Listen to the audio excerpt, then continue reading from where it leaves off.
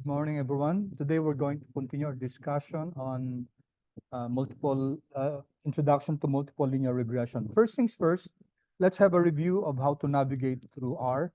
We said that the best thing to do in R is to create projects where you put your related files. So let me illustrate that quickly. So if I open here R Studio, okay, and I'll create a new project. This project will be the lessons under uh, our subject. I'll create it. I'll create a folder which will contain the projects. So how do we do that? Okay, so let me just maximize the other. Okay, let me just show the other Windows script. Okay, so how do we do that? We go to File and then New Project. Okay, what I'm going to create is a folder first, and in that folder will be my projects in R. So new directory, new project. The first project that I'm going to do is multiple linear regression, which is our first topic. And then I'm going to create project as a subdirectory of, so browse I'm going to put it in my desktop, and here I'm going to create a folder new, just rename it 0, and then FINTSAR, let me call it master folder. Okay, so here I'm going to click this so that all the projects that I'm going to create in this subject will be under this main folder. Okay, so open. All right, so now I'm now creating a project.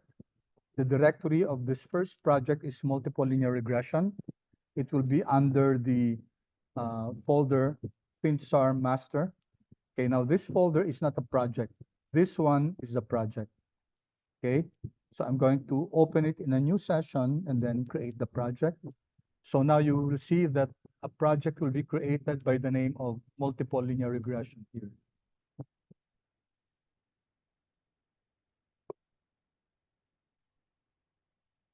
Okay. Okay, there you go. And you can see here also on the other side that this is multiple linear regression, which is under 0 FINTSAR folder. Okay, and there's nothing in it yet except for the R project file. Okay, so if I open that folder that I created in the desktop, that one is 0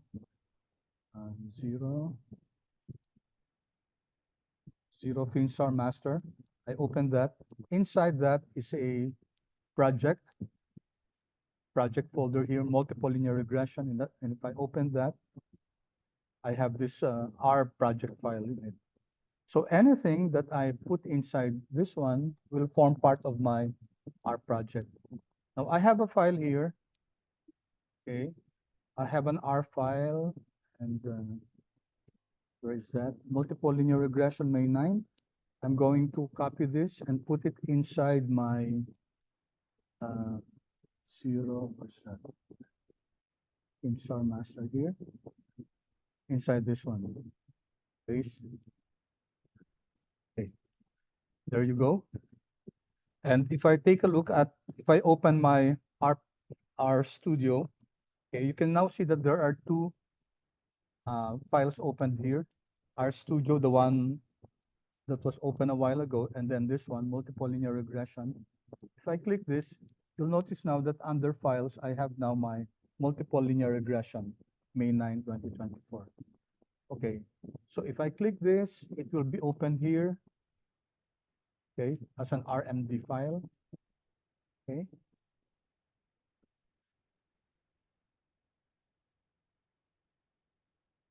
Oops, I think I opened the wrong file.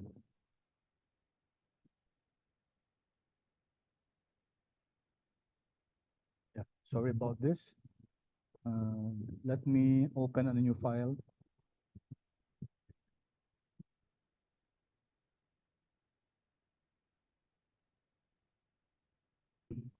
Okay, so last time we started with the introduction to multiple linear regression, and I gave you some LaTeX, uh,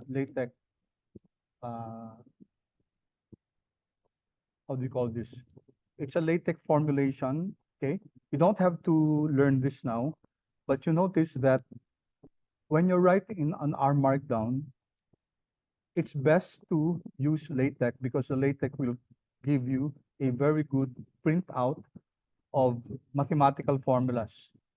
Okay, so last time we said that uh, when we do multiple linear regression, we're actually creating an equation that relates your dependent variable with your independent variable. And the general formula is that your y sub I, which is your dependent variable, is equal to a certain constant plus your predictors or your independent variables, in this case, x1, x2, x3, x4, and up to x sub n, okay, plus a certain error term. Now, we looked at this last time. Okay, why is it there an error term here? This one, okay, this one is your actual value of your response variable, your dependent variable. This one from beta 0, okay, missing my, sorry. This is your dependent variable. This is your actual value, okay? This one, this is your predicted value. This is your model value. So you come up with a regression model where you define your intercept and your parameters beta 1, beta 2, beta 3, up to beta n, depending on the number of predictors that you have. This is your predicted value, your forecasted value, your model value, your regression value. So many names that are attached to this measure. And usually, the predicted value or the regression value or the model value or the forecast value will not be the same as your actual value. Okay, so this is your actual value. This is your predicted value.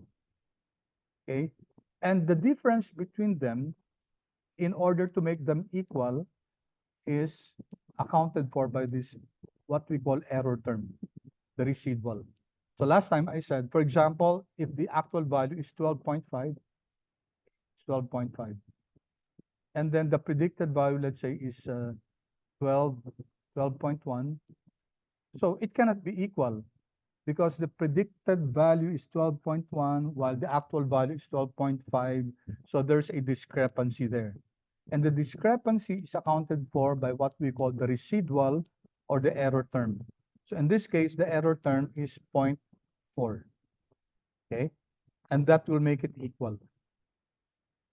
Okay, so y sub I now is equal to your predicted value, your model value, your regression value, plus a certain error term. Okay, this is your epsilon sub I, your error term. Okay, now, if you don't want to account for the error term, then this becomes y sub I, okay, and then you will have to put here hat is equal to whatever this is your predicted value. Okay, your predicted value, and that is your y hat. Your predicted value is denoted by y hat or your forecasted value. Without the hat, this is your actual value. And when you compare your actual value and your predicted value, oftentimes they will not be the same. So we have to account for it by what we call the residual or the error term. And this is a very important aspect in linear regression, in multiple linear regression, because the validity of our model will depend on the nature of your residual. Okay, that's why we will have what we call diagnostics. So what are diagnostics? What do we do when we diagnose? When we come up with a model, when you say you come up with a model, you define what these parameters are.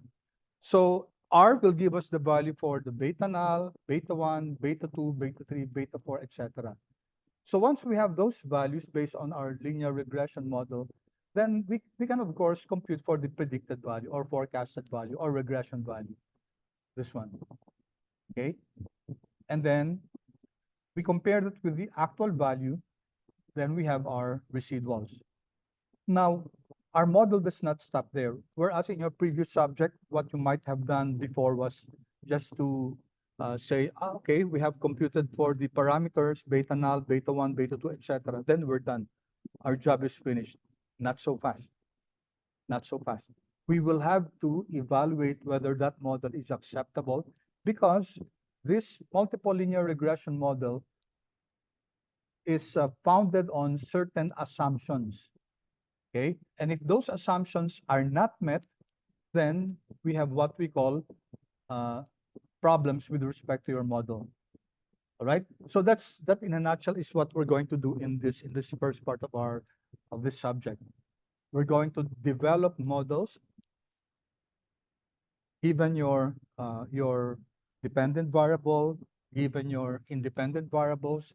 Then we come up with an association or relationship between them by defining this beta null, beta 1, beta 2, etc. So we're able to create a linear relationship between them, but we will have to test whether the nature of this residual is okay. Okay, I'm going to discuss this in greater detail. So this y sub I is your dependent variable, x sub I are your explanatory variables, beta null is your y-intercept, this is your constant term, and beta sub n are your slope coefficients. Okay, they're your slope coefficients. And epsilon sub I is our model's error term, also known as your residuals. Now notice that when this is written from LaTeX, it's quite clear. Okay, so for now, I'm not going to expect you to memorize what a LaTeX is, but you can easily search that in the internet. Okay, you can easily search in the internet the how to create an equation using the LaTeX here. Okay, so as we go along, we're going to learn more about LaTeX, and we're going to see how convenient it is. Of course, you have to learn how to create the uh, the the it's not really a code, or it's more of a language, the language of LaTeX. Okay, now some preliminary things to consider. Your y sub I, your dependent variable, this should be, okay, the nature of your y sub I should be, this should be continuous. This should be a continuous variable. When I say continuous, it means that it should be numeric. Okay, it should be numeric. It cannot be a character variable. Okay, it cannot be a binary variable. For example, you're trying to study whether a person will have heart attack or not. So that variable will have values of 0 or 1. No heart attack, or will have heart attack. Okay, and that's not a continuous variable. So which means that for models like this, you cannot use a multiple linear regression. Okay, because in that case, if your y sub I, if your dependent variable uh, has values that are, let's say, logical, that is binary, which means it can only take 0 or 1, then we cannot choose multiple linear regression for that.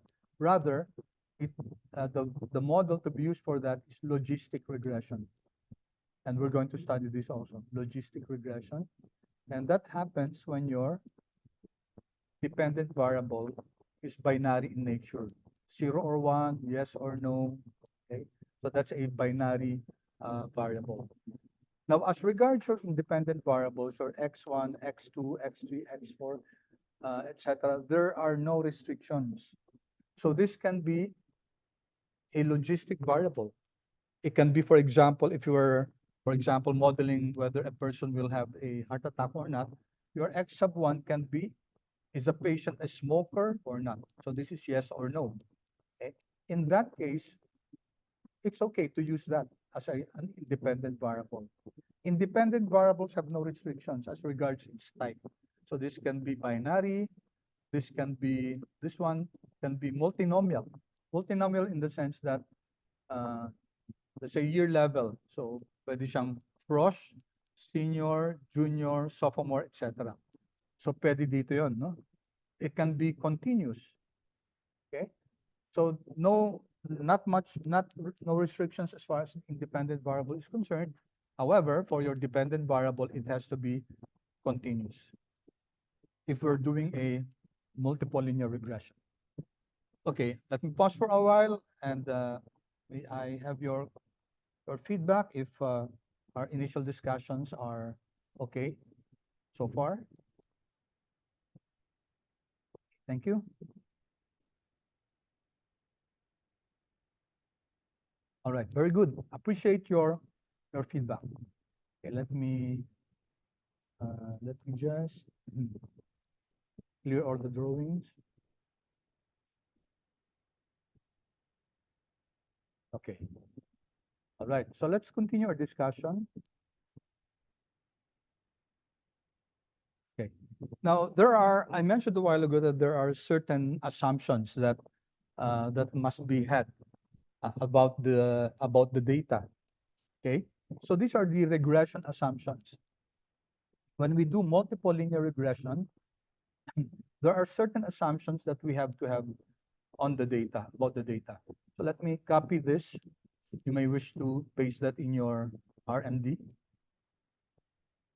Let me do it partially because Zoom does not allow long pasting of text. All right, first assumption, very important, is linearity of the data. Okay, what do we mean by that?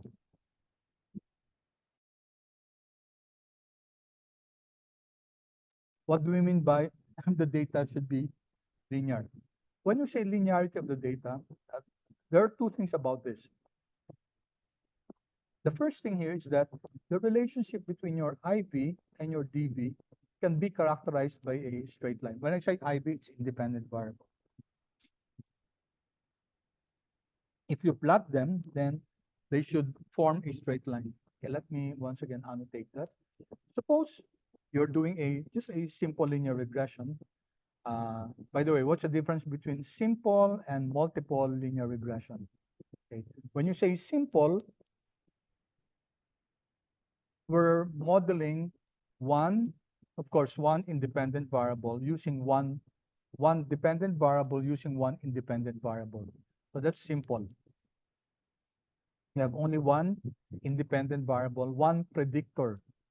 Okay, you're only using one predictor in order to describe or predict or forecast your dependent variable. On the other hand, when you say multiple, there are several independent variables, but always one dependent variable. Okay, so assume we have a simple linear regression and we plot the data. For example, we have using the pressure data, right? You have pressure on the y-axis and temperature on the x-axis. If you recall this, okay, it turned out that by plotting this, it behaved this way. Okay, let me illustrate that by, okay, let's plot that. Sorry.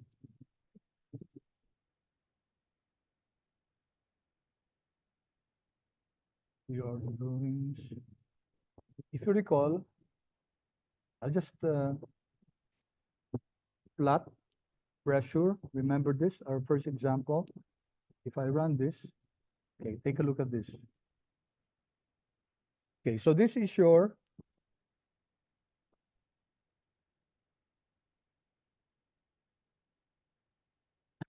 dependent variable, and this is your independent variable. And would it be good to have a linear regression model for this, a simple linear regression? Okay, if you notice, the relationship is really not linear. Okay, it's more quadratic in nature. So if the relationship between your dependent and independent variable does not behave in such a way that Okay, let's say you have this data. Let's suppose this is the data, the plot of points for temperature and pressure. You notice this this figure, okay, sort of seem to be linear between pressure and temperature. Unlike this one, okay. If you notice this one, this is more quadratic, okay, while this one is more linear, the green one.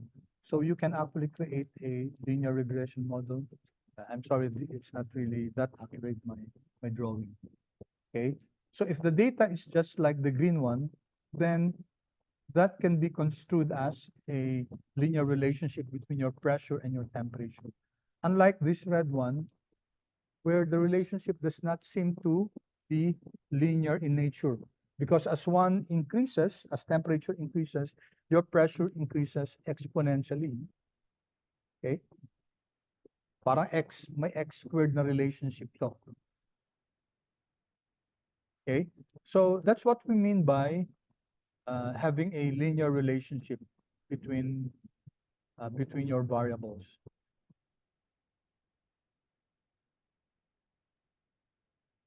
Okay?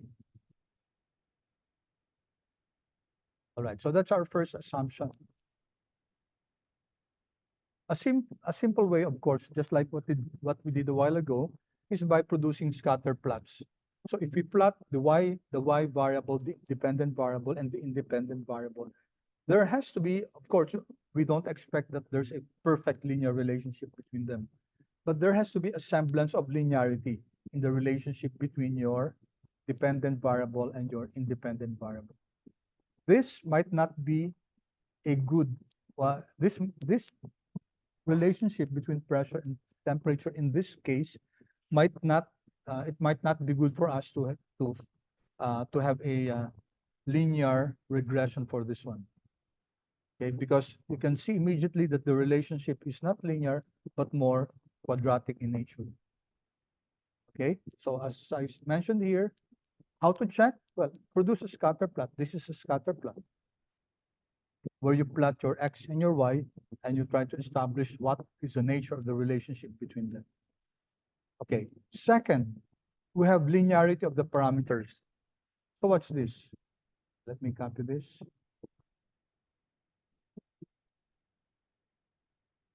Okay, so shut.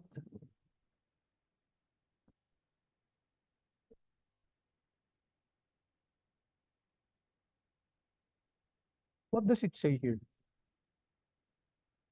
Linearity of the parameters.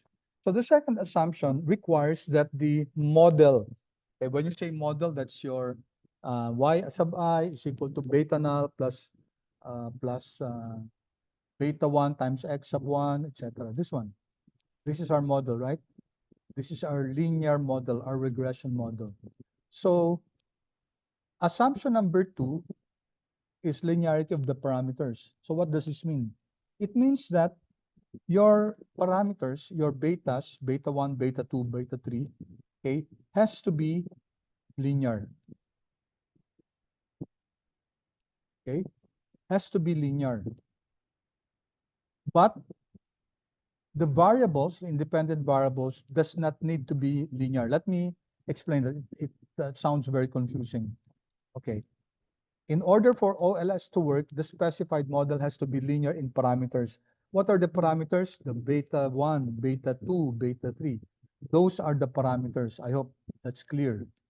Okay, so let me make sure that this is understandable to all of us. When you say parameters, you're taking a look at the values of your beta 1, beta 2, the coefficients, beta 2, beta 3, etc. These are your parameters. And assumption of classical linear regression model is that this should be linear. What do you mean by when I say this should be linear? It means that beta 1, okay,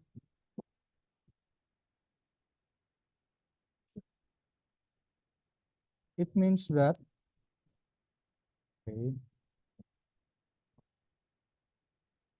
beta 1 cannot be under a square root, or this cannot be squared, or it cannot be e to the beta, or it cannot be log, the log of beta. Okay, so that's what we mean by linear in the parameters. You cannot write an equation where your beta is squared or naka-square root siya or it's logged, etc. That will violate the assumptions of classical linear regression model, and it makes it very difficult and challenging to solve it if it's not linear. Okay, so let's take a look at the uh, LaTeX here.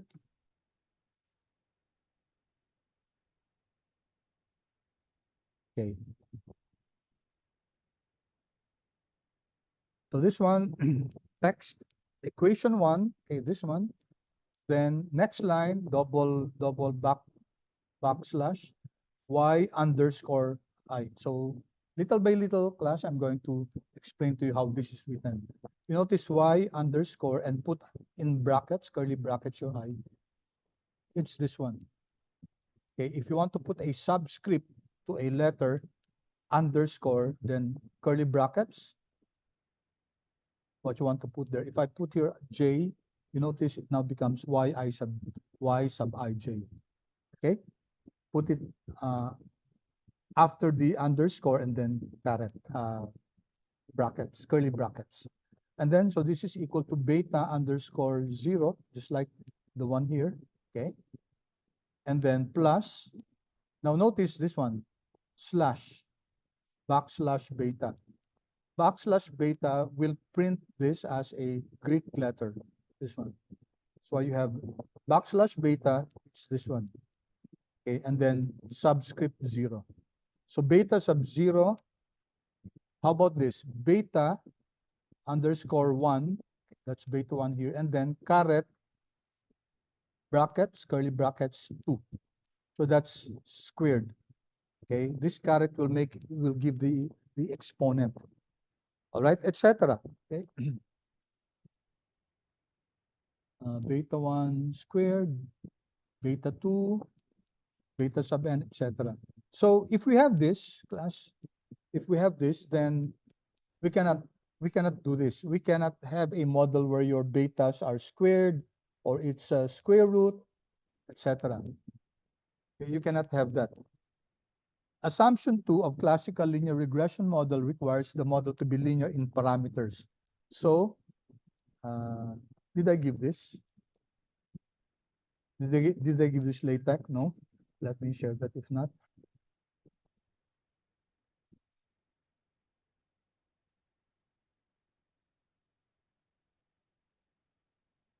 Okay. So this is our LaTeX. Again, text, and then equation 2, y sub I is equal to beta underscore 0, beta underscore 1 times x, x underscore I1, and then squared. Okay, and if I go to the last and enter, so it gives us this equation. All right, take note. Here, x is the one that's squared. X is the one that's logged. Okay, in this case, this is perfectly fine for a classical linear regression model. Okay, it doesn't matter if x is squared, x is in square root, x is logged, x is raised to a certain exponent. It doesn't matter. That's allowable. Okay, what's not allowed is for the parameters to be nonlinear, but your x can be nonlinear. All right, let me pause for a while. Clear ba yung first and second assumption natin, requirement, that in order for us to generate a classical linear regression model, the parameters must be linear. The predictors, your x's, could be any form. It could be logged, it can be 1 over x, pwede yun. Okay, it can be x squared, etc. Yes, Ali? Yes? Sir, can I ask for the text above equation 2? Hindi ko nabigay. This one? or this one? Mm, This one? yeah, sir. Okay, sorry. Thank you, Let sir. me resend this assumption too. Sorry.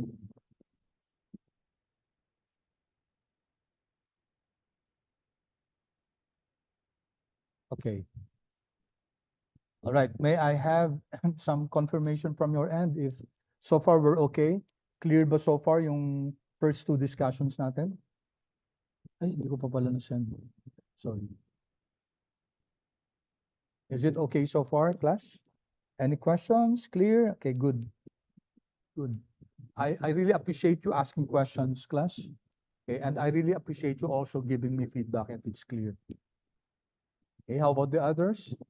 Waiting for the others to respond. If so far, ang pace natin, is our pace okay? If I'm going too fast, please interrupt me.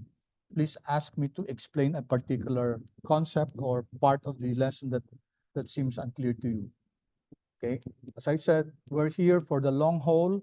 This is a marathon. This is not a sprint.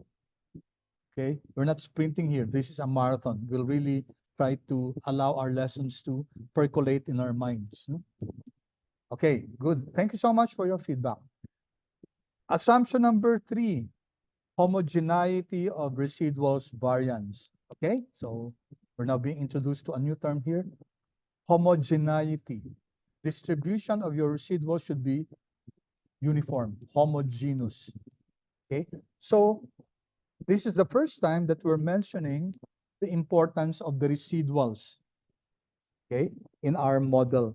I mentioned to you a while ago that epsilon sub I, okay, okay, by the way, this is how you write the epsilon there, this one,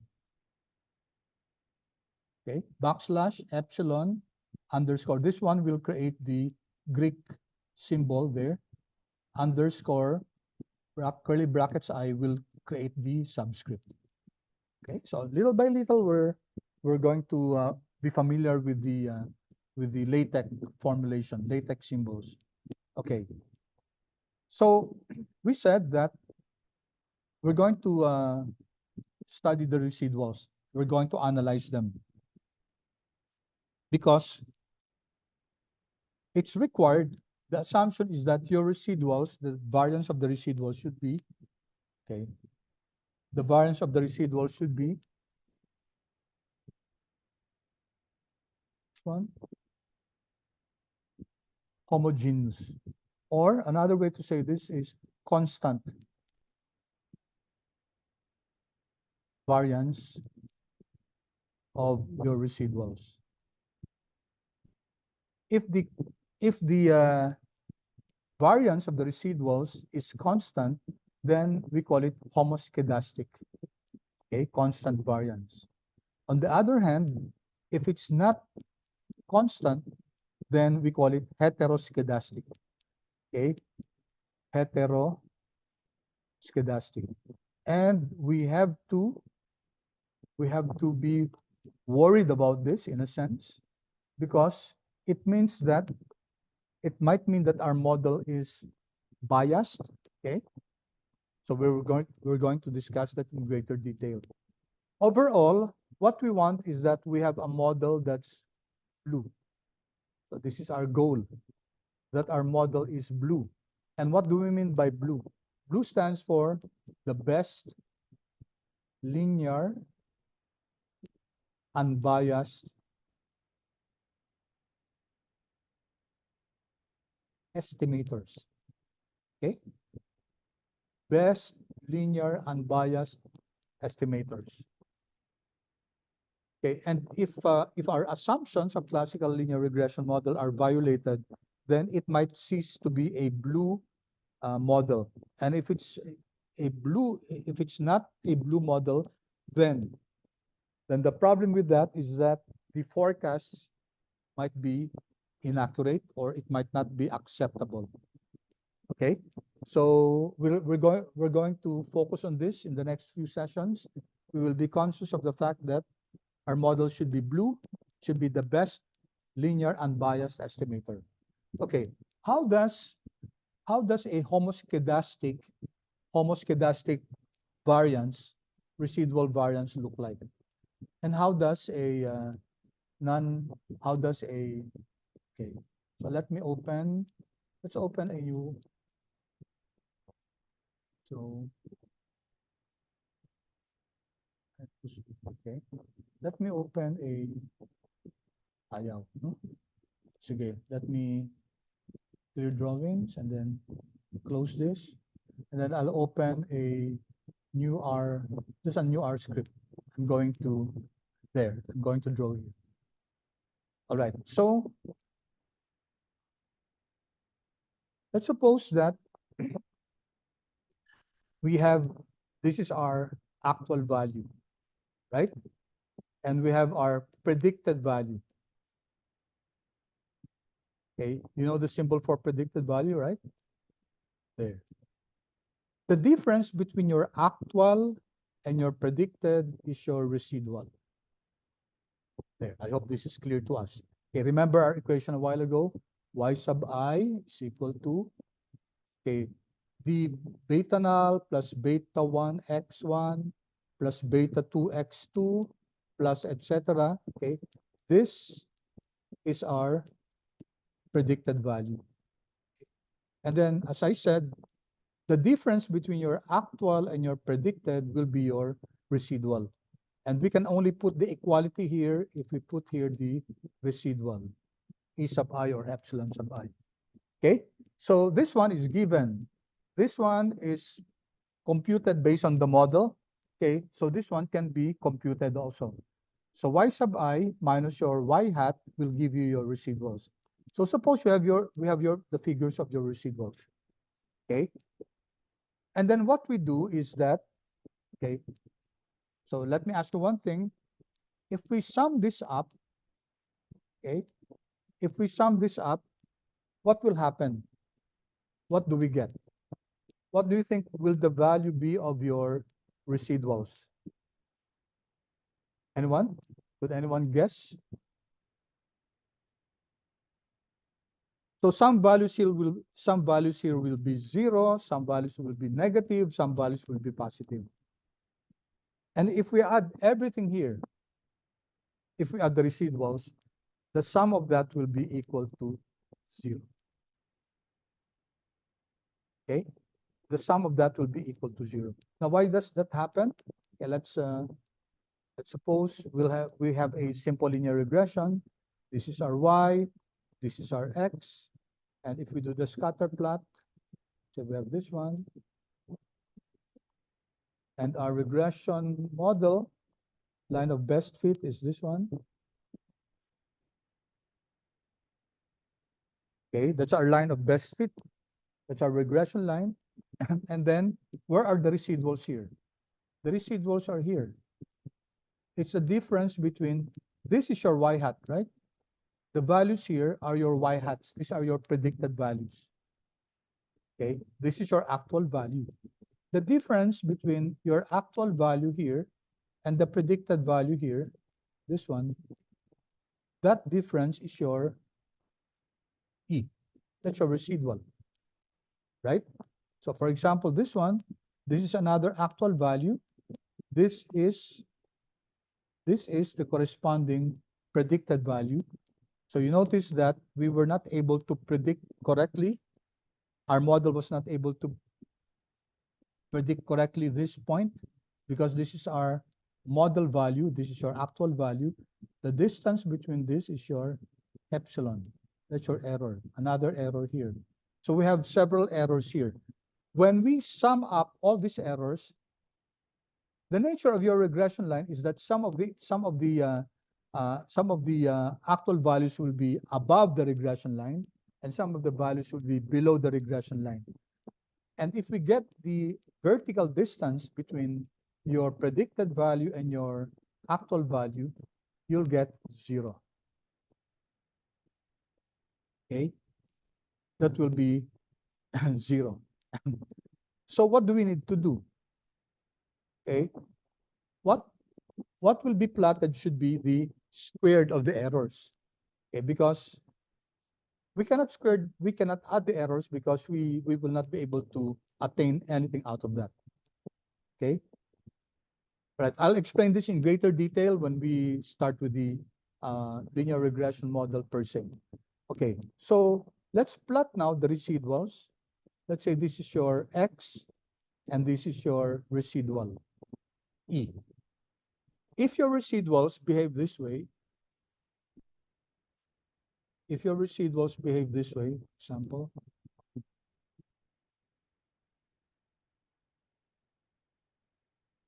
let's say these are our residuals. So what do we notice about the behavior of our residuals? Okay, our residuals show constant variance. Okay? It means that they behave in such a way that they are contained in this range of values. So this indicates a constant variance or homoscedastic residuals. On the other hand, if the residuals were behaving this way, okay, let me use this. If the residuals were behaving this way,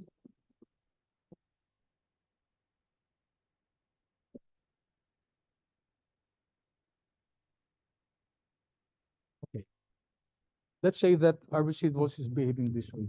Notice that it's not constant anymore. As the value of X increases, okay, the variance of your residuals increases. So parang ganito na siya. So this is non-constant variance. Okay, because in other segments of the value of X, mataas yung variance natin. Dito mataas yung variance, oh. Okay? While here it's low. So this indicates a non-constant variance or heteroscedastic distribution of your residuals. So there can be this is what we call a fanning out. So imagine a fan, okay? So when you open a fan, di ba? Parang it increases its width, yung variance niya lumalaki dito. So this is a heteroscedastic distribution of residuals. On the other hand, pwedeng ganito. Fanning in naman. Okay, this way. Pag ganun siya. Okay, this is also heteroscedastic. Heteroscedastic. So is our model acceptable if our residuals are like this? Most probably not. Okay? Kasi ang assumption ng classical linear regression, ang requirement, the residuals, the variance of the residuals should be constant. And that does not show constant variance. Okay. All right. So here, I don't think I have shared this with you. Number 3, I'll share number 3 and number 4.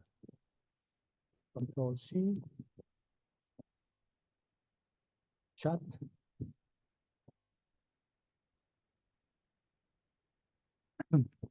Okay, so for number 3, we have discussed this. Okay, homoscedasticity or constant variance. That is the assumption that the variance in the residuals, okay, is similar at each point across the model. So constant siya if you draw a line, okay, across the values of X. But we did that a while ago. Let me illustrate that again. So this is your residuals. This is your independent variable. So this is how your residuals behave. Okay. You draw a line here, draw a line here. Constant siya. It does not go out of this level of variance. On the other hand, for it to be heteroscedastic, it would behave this way, fanning out, no? Lumalaki, or fanning in.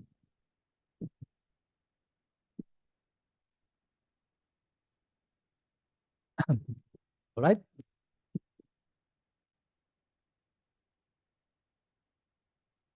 In other words, the spread of the residuals should be fairly constant at each point of the predictor or across the linear model. All right, number 4. Number 4, this one pertains to the independent variables or explanatory variables. The explanatory variables should be not collinear. What do we mean by that? Not collinear. If you recall in your earlier stats, you learned of a measure called correlation. And correlation measures the linear association between two variables. Now, we want that the dependent variable,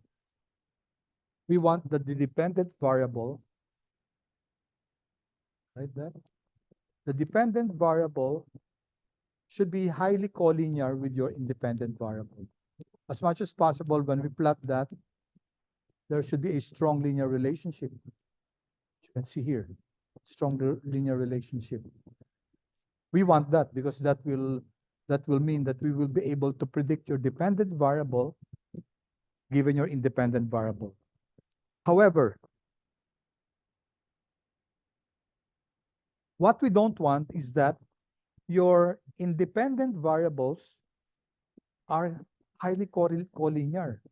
For example, this is your IV, independent variable 1, this is your independent variable 2. And if we plot them, okay, they behave like this. So they are so highly collinear. Say R is equal to something, a very high R. Now, why don't we want that? Why don't we want, this is what we call multi-collinearity. So your independent variables are linearly related to each other. And we don't want that. We don't want our predictors to be highly correlated with one another. Why is that so? When your predictors, when your independent variables are highly correlated, highly linear, then what will happen is they will compete in trying to explain DV. Mag-aagawan sila sa pag-explain kay dependent variable. So much so, it becomes so difficult to disentangle them. Okay? It now becomes difficult. How many percent of the variance, of the variability of your dependent variable is being explained by IV1? How many percent is being explained by IV2? So it becomes quite difficult to disentangle the effect of IV1 and IV2 on the dependent variable. Notice I use the word disentangle. Disentangle. Because when we create and this, sorry, and tangle, sorry about the spelling. When we create a multiple linear regression, okay, what we're trying to establish is what is the contribution of each of the independent variables in explaining your dependent variable. Okay, so later on we'll look at a measure to see the effect of each independent variable on the dependent variable. Some will have a big effect, some will have none. Okay, some will have weak effect, some will have strong effect. We would want the independent variables to have a strong effect on the dependent variable, but we don't want the independent variables, the explanatory variables, to be related to each other. Okay, we don't want that. Okay, as I said, this will tend to what we call multicollinearity. Okay, and what's multicollinearity? This happens when your independent variables are highly correlated, so that it's now difficult to say how many percent of the variability of your dependent variable is being explained by IV1 and how much is being explained by IV2. So they're competing with each other in order to explain your dependent variable. Okay, so the remedy for this one is maybe analyze and choose just one of this. Okay, and there is a measure for us to determine if there's multicollinearity. Later on, we'll learn what we call the the metric called VIF. This stands for variance inflation factor. Variance inflation factor, and we use it to determine if there's multicollinearity in our model. Do we want the independent variables to be highly correlated with the dependent variable? Yes. Yes na yes, very yes. Do we want the independent variables, independent, to be highly correlated with your independent variables? No na no. Okay? Why? Because it might lead to what we call multicollinearity, where the independent variables are now competing in trying to explain your dependent variable. Okay? And in that case, maapektuhan yung model natin. All right? This is a problem as it can be hard to disentangle which of them best explains any shared variance with the outcome variable. Your outcome variable is your dependent variable. It also suggests that the two variables may actually represent the same underlying factor. Okay? Perhaps IV1 and IV2 are the same thing. Okay? They may be measuring or representing the same underlying factor. And in that case, then it might be good not to include both of them.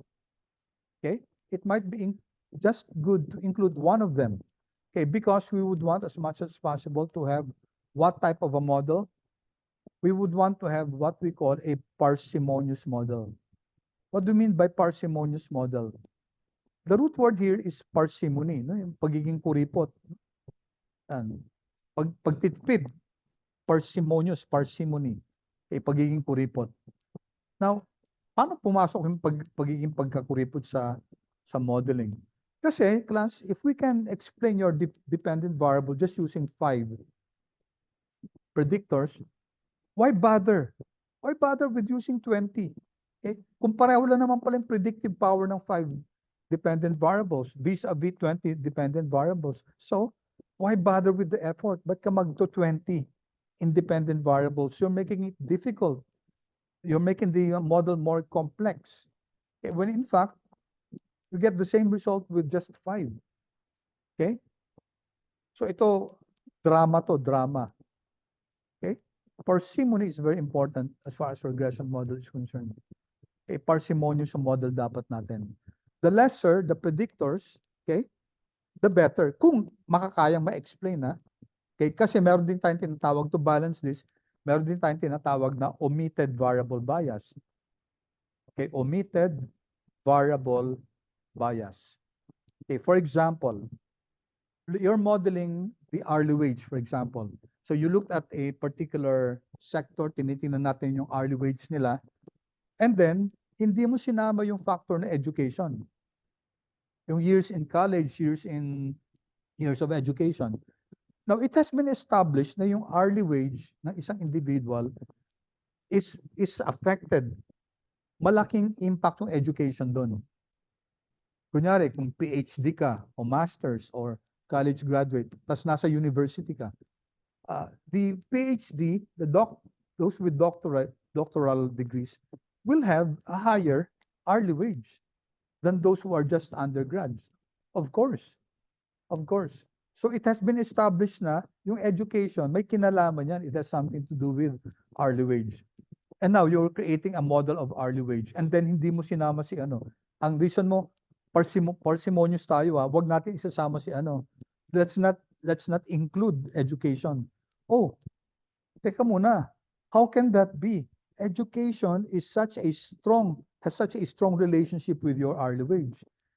Okay? So you cannot use the guise or the reason of parsimony to remove a very, very highly correlated variable with your dependent variable.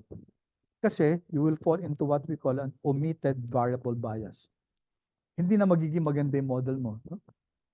Okay, we will be seeing that as we go along. Okay, let me pause for a while. Pa-chat naman please kung okay yung so far yung ano natin, linearity in the relationship between your x and y, linearity in the parameters, okay? Homogeneity of your residual variance, and then multicollinearity. Ito yung 4 na tinitingnan natin na so far. No? So far ba clear tayo? I would appreciate feedback from you, class. Okay, good. I guess yes to, no? Sandali ha. I-ano ko lang tong drawing natin. I hope yes ha. If not, please feel free to ask questions. No? Yun ang importante, nagkakatanungan tayo. Okay, let me check. Okay, yes. So far, mukhang yes naman. Wala bang may question? Okay, good. Thank you so much for your feedback. All right. Then, we have some more. May mga iba pang mga requirements, no? Okay, ito. Independence of the residuals error terms. Okay, let me explain this. This means that yung residuals natin, they should not be interdependent with each other. Okay. Importante to, yung independence ng residuals natin. Okay, ibig sabihin, class, kunyari, i-print natin yung residuals natin, okay, dapat hindi magkakaganito yung residuals natin. Okay, suppose print natin residuals natin, tapos gato yung lumabas. Anong ibig sabihin nito? Ang ibig sabihin nito, our residuals are behaving this way. So, may trend siya, di ba? Pataas siya. Dapat ang residual, sabi nga natin kanina, constant variance. Tsaka dapat, okay, dapat ganyan lang yun. Random lang yan, no?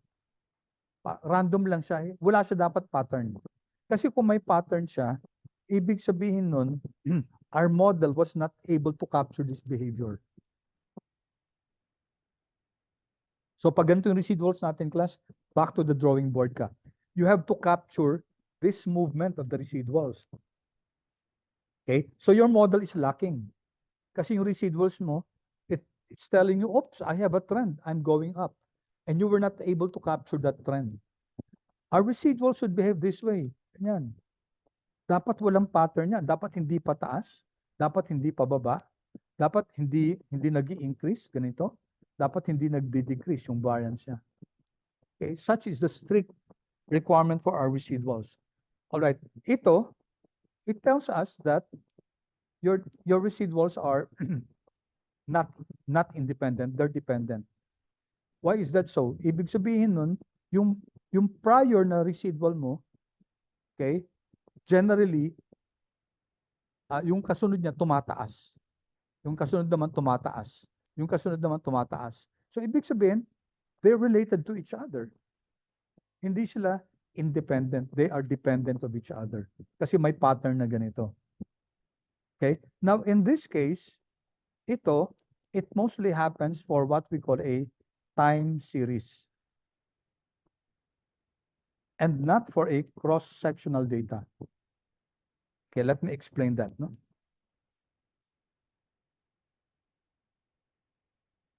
Generally, there are three types of data that we work on. Number one is cross-sectional data.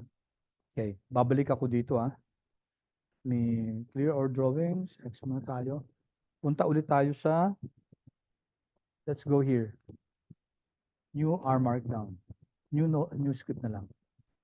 Alright, dito na naman. No? So, three types of data. So generally, there are three types of data.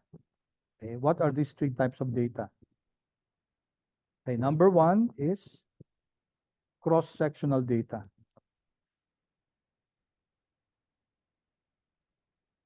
Number two is a time series data. And number three is panel data. Okay. What's cross-sectional data? Okay. You have, for cross-sectional data, you have several units. Okay. And then one point in time.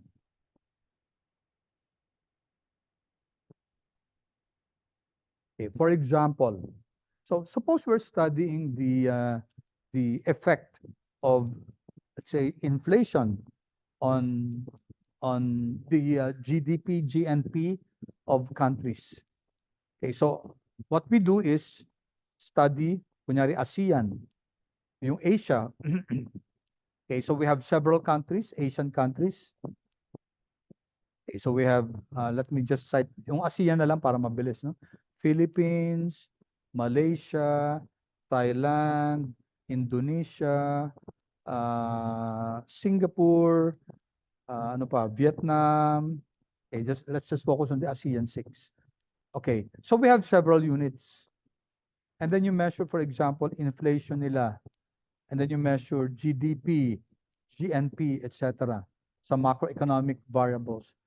But you're measuring this only as a snapshot point in time lang, kunyari 2023.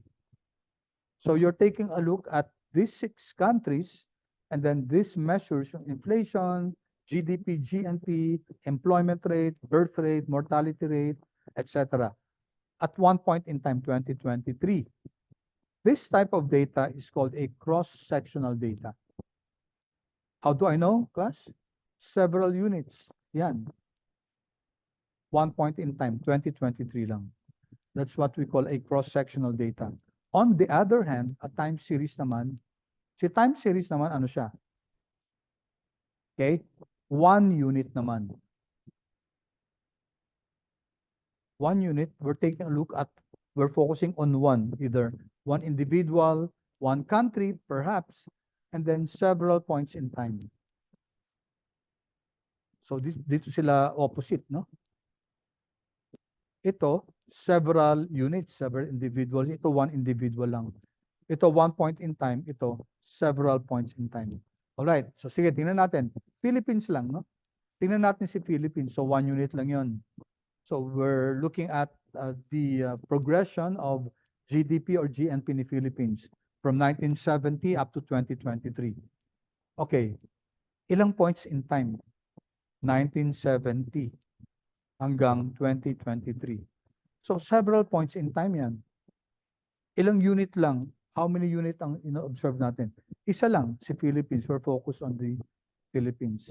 So, if you have a data like that, where you're just focusing on one unit, and then the data is taken across several points in time, that's what we call a time series. Okay? So, we will have a different model. Towards the end, after midterms, guro, malamang sana, time series tayo. And then lastly, we'll have panel data. Panel data is, ano si panel data? Several units, several periods. So combination na siya ng cross-sectional at saka time series data. Okay? Ang pinaka maganda sa lahat dyan, of course, panel data. Kasi mas robust yung data natin. Okay, in fact, sa panel data, you have what we call balanced and unbalanced. Ano example ng panel data? Okay, ASEAN 6, no? Let's focus on ASEAN 6. Itong countries ito, Philippines, Malaysia, Thailand, Indonesia, Singapore, and Vietnam. So let's study the let's say yung stock market performance and stock market index. So assuming they have figures already from 1990, okay? So 1990 hanggang 2023. Several points in time na yan, di ba? So it's either a time series or a panel data. Anong defining factor? How many units are being considered? 6. Okay? So you have 6, Philippines, Malaysia, Thailand, Indonesia, etc. 6 units, you're looking at it, several units, several points in time. Conclusion, panel data siya. Okay? Panel data. Now, two types of panel data. We have balanced and unbalanced. Unbalanced. Ano yung balanced panel data? Okay, 1970, Philippines, Malaysia, Thailand, Indonesia, Singapore. 1970 hanggang 2023, kompleto yun sila. Lahat ng years, ando dun sila. May mga may measure sila. That's what we call a balanced panel data. So lahat ng countries nag-a-appear sa lahat ng points in time. Balanced. Ano naman ang balance? Opposite. Kunyari, 1970, 3 lang countries na yan. Dumating na 1980, naging 4 na. Dumating ng 20 year 2000, naging 5 na. Dumating ng 2015, naging 6 na. So that's what you call unbalanced. Or may bago na dadagdag or pwedeng may mga umaalis. Whether may nadadagdag or may mga umaalis, unbalanced pa rin yun. Kasi hindi na na-maintain yung original na number of units at saka yung same na mga players dun sa panel data. Okay, so once again, may cross-sectional tayo, may time series, may panel data. Now, yung independence ng residuals, it's more a concern of your time series data and your panel data. Hindi concern yan ng cross-sectional data. Okay? Bakit? Bakit kaya wala tayong pakialam dun sa independence of the residuals? Interdependent sila, independent sila. Bakit wala tayong pakialam kung, sorry, I'm just closing this. Why are we not at all concerned if uh, if our data is cross-sectional data and ang tinitingnan natin yung interdependence of residual error terms. I don't think I have, okay, bigay ko nga ito. Chat ko.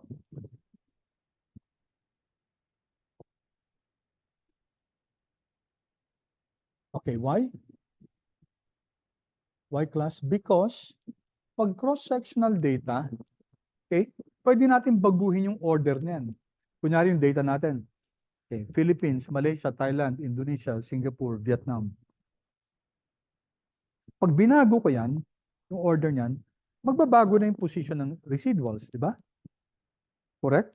Kung nabago na yung position ng residuals, mababago na yung plot ng residuals natin. Okay? So it is because of that nature of the cross-sectional data that hindi natin concerned yung independence of residual terms. Kasi pag nabago yung order ng data natin, and perfectly fine yun. Gawin natin alphabetical. Gawin natin from high, depending on the highest value of a particular variable. So pag nagbago na yung ano yan, yung order ng data natin, which is perfectly okay, then mababago na yung plot ng residuals natin. At least kung may ano, kung may trend siya, no? Okay, now, why is that not possible in time series? Kasi ang time series, may talagang logical arrangement yung data na yan. Diba? January 1, 2020, February 1, kunyari monthly data, 2020, March 1, 2020, etc. Hindi naman tayo pwede magsimula ng, we cannot start at December 2020 and then move on to January or move on to September 2020. We cannot jumble, okay? Because there's a logical arrangement of the data and we cannot just reposition, okay? So that's what we mean by independence of residual terms. So this is more a concern pag time series data, okay? And not so much for a cross-sectional data. Last about this, normality of the residuals. So later on, we'll learn how to plot the residuals. And when the residuals are normally distributed, it should behave this way, di ba? Pag normally distributed yung, anyway, alam nyo naman yung appearance ng normally distributed, no? Sorry. Medyo ganyan dapat yung residuals natin. Normal distribution. If not, then may violation ng classical linear regression model. However, itong assumption na to, let's say this is one of the weakest, no? Weakest. Ibig sabihin, this can be violated with a minimal impact on the model. Okay, so I want you to read on that. Bakit kaya normality na residuals? Hindi ba naapektuhan yung model natin? Di ba baka hindi na siya blue? Okay, if you recall, blue stands for the best linear unbiased estimator. So there's a reason for that, no? Kung bakit this is one of the, let's say, we're not saying that it's not important, but what we're saying is that it has the least among the hierarchy of the assumptions about the residuals. This is one of the least weight, has the least weight. Ang pinakamalaking weight yung ano, yung heteroscedasticity. Okay, I left you here some references you might wish to look into that. I suggest that you look at that. Okay. Pag naglalagay ako ng reference dito, ibig sabihin, maganda yan. Ibig sabihin, you're going to learn from that. Okay. All right. Let's now take a look at this. We still have time for this. And let me discuss with you what method is used. Okay. See how far we can go here. What method is used? Control C. Okay, let me chat this.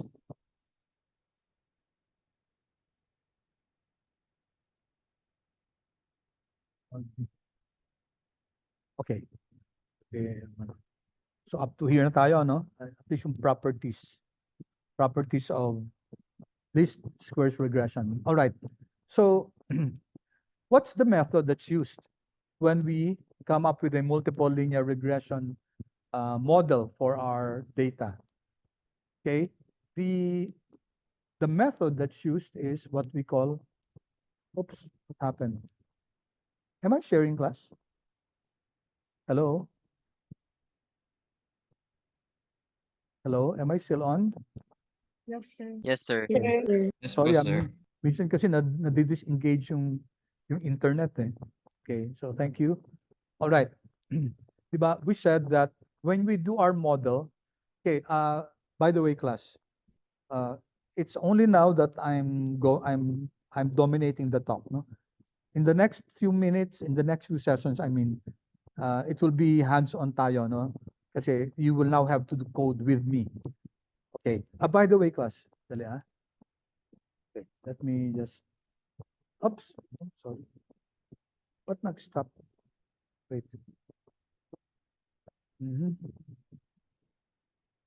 What happened? Sorry about that. Am I still on? Hello, class? Yes, sir. Okay, Yes, sorry. sir. Sorry. Okay. On Monday, no? Yeah, it's on Monday. Okay, so we said that when we create the model for multiple linear regression, the method that's used is what we call the least squares line, or OLS, ordinary least squares. Okay, and how is it done? How is OLS done? Okay, let me quickly draw that. Okay, so this one, oops. This is our line, sorry. And these are our data points. So the regression line will be this one, okay? Let's assume this is this one. And we call this the least squares line. Or it may be called the line of best fit. Fit, no? The line of best fit, okay? Or the method that we use here is what we call OLS, ordinary least squares. Now, why is it called least? Least, okay? Why least? Because the nature of this line is that when you compute for the residuals, di ba ito yung actual data point natin. Actual, yung mga yellow yung actual yan. And then we get the distance between the actual and the forecasted. Yung forecasted na values natin, itong line na to. Ano yan? Straight line siya. And this one is your residual. Okay? So we have several residuals here. May mga residuals yan, no? Residual. Lahat ng mga points, may mga residuals yan. Okay? Now, I said a while ago, what will be the value of the sum of the residuals? Answer, class? What will be the value of the sum of the residuals? Yes, the answer is, thank you, correct. It's 0. So 0 yan. Okay, so hindi natin minomodel to, yung sum of the residuals, kasi 0 yan eh. Wala tayong makukuha ano yan. Kahit we will not be able to get information out of that. What we do is, we sum up the residuals squared. Yan. Kasi, di ba ito, our actual point, okay? This is our predicted point, okay? So if we are going to subtract actual y sub I minus predicted y hat sub I, the difference between that is, this will be negative, no? Kasi si y sub I natin nasa ilalim. Si y hat natin nasa taas. So y sub I minus y hat, negative yan. So yung mga residuals natin, some will be negative and some will be positive. Magbabalance out lang yan. If we sum everything, then it will be 0. So we don't use the sum of the residuals. What we use is the square of the residuals. So what's the square of the residuals? Yan, square natin.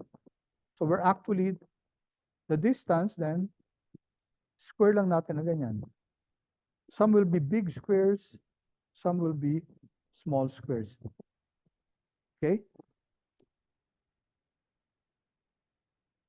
Yan, big squares, small squares. And then, we sum this up. Ang sinasum up natin yung squares ng residuals. So, this model, this line, okay, where the sum of the residuals squared, ba? Sum ng residuals squared is at a minimum. Min siya, minimum. So, wala tayong ibang makikitang line na kapag kinuha, if we get the residuals and then we square it, it will give us the minimum value of your residual squared. There is only one line like that. Okay? And that's what's being determined in a classical linear regression. It's time class. I'll just wrap up with this one. Okay? So if you take a look at this, that's not all. Just wrap this up. Okay. Here is just the equation for your residual. And it's the observed value. The observed value is your actual value minus your predicted value, your y hat value. And that's equal to y sub I minus y hat. And this is the residual. Okay? So that's the residual. And then, what do we do? Okay. So, pareho lang pala yan, no? Ano lang. And then we sum up. Okay? And it says here, class, that the least squares line is the one that minimizes the sum of the squared residuals. There can only be one like that, one line like that. Kasi if we just angle the regression line, ibahin mo yung angle nun, hindi na magiging least squares yun. Okay, the method is called ordinary least squares. The least there is L, it means the smallest. And squares ng residuals. Okay? Squares ng residuals. All right, so, okay, let me end there. Let's stop recording.